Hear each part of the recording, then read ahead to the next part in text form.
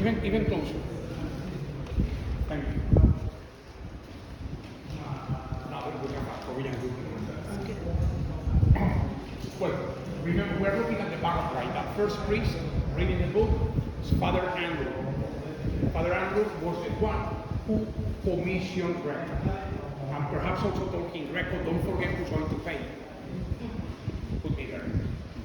On the left of Father Andrew, there is another priest. Do you see the one standing with his back to us? Look at his robes.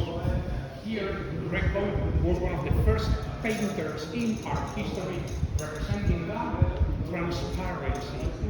But I don't know for you, for me it really looks translucent. It does. Right in the center of the earth, we see the legend, story.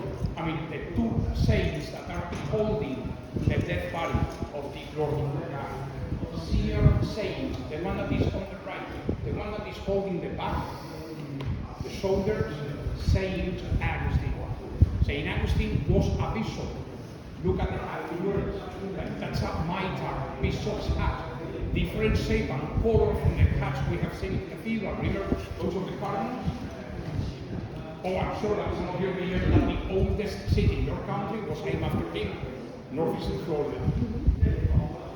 The other saint, the one on the left, the one that is holding the legs, is Stephen. For those of you who are Christians, perhaps you remember that Stephen was the first martyr. Yes, in the Bible, in the Christian Bible, you can read that he was killed a few years after Christ when he was just a teenager. So look how Greco painted his face. Mm-hmm. Yeah. He looks exactly like me. 10 years ago. Well, does any of you remember how Stephen died? Stone. Great memories. So look at the bottom part of his robes. Don't you see the blue tap strip representation of the martyr? That's great. There are 3-4 men holding stones ready to kill him. So this is a small picture within the picture. And both are holding the body of the Lord of God, who is wearing the typical suit of armor of that medieval knights. Bottom left. Do you see the child dressed in black? He's the one that is introducing us to the painting. He's looking at us, but at the same time, the left index is pointing towards the dead body of the Lord of God. He's trying to tell us, this is Greco's masterpiece, and this is my father's masterpiece.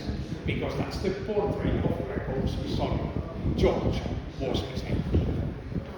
Do you see like a white handkerchief in the middle part of his body, shaped of a triangle? That's the place where Greco signed his picture. He used to do that very often. Many of his paintings appear in a small white piece at the bottom. That's always for the name. Behind Greco's son, 2 monks. One in gray, one in black. Please look at the monk in black. And now count 3 faces to the right. I repeat, monk in black, 3 to the right. Is the third face behind and above an open hand? Looking straight out. That's what today we call selfie. That's correct. Selfie. We used to say self-portrait. Anyway, Greco was painting his masterpiece. He wanted to be on it.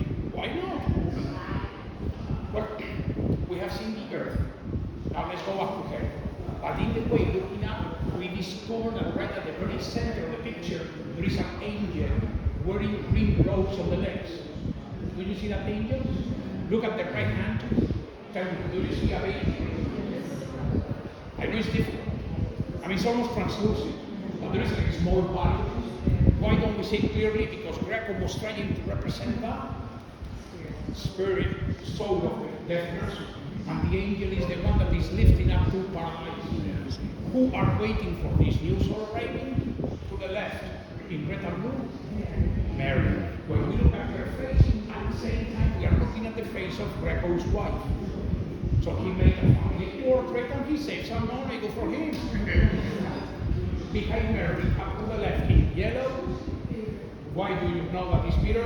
Because he's holding the keys to the king.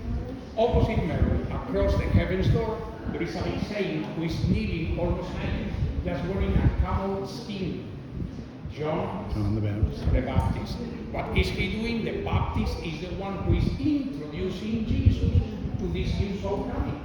And Jesus Christ, that is at the very top of the painting, moves the right hand, points towards Peter, and says to him, "Open the gates, let him in." Well, this masterpiece had to be restored in 1975. The reason was the smoke of candles burning here during centuries. And when the restoring was finished, this oil on canvas was moved from its original wall. You know, Greco painted here in place, in situ. In 1975, it was moved to that old wall to give us the chance to see it. No, it was the same shape. That is why they thought, okay, it's the same. We don't have to do any work else. And it doesn't matter because these two walls are at the same distance to the tomb where the legend, the miracle, the story happened. That's the tomb where the Lord of God was and still today is buried since 1323. Now, before exiting, please don't ask me how much it's worth because it's not for sale on Sundays. Tomorrow, trade on eBay.com. Any questions? To the right of Mary, right to the right is John the Baptist. First cousin of Jesus. Okay, listen, there are two doors to get out. We have paid full tickets, so we can use both.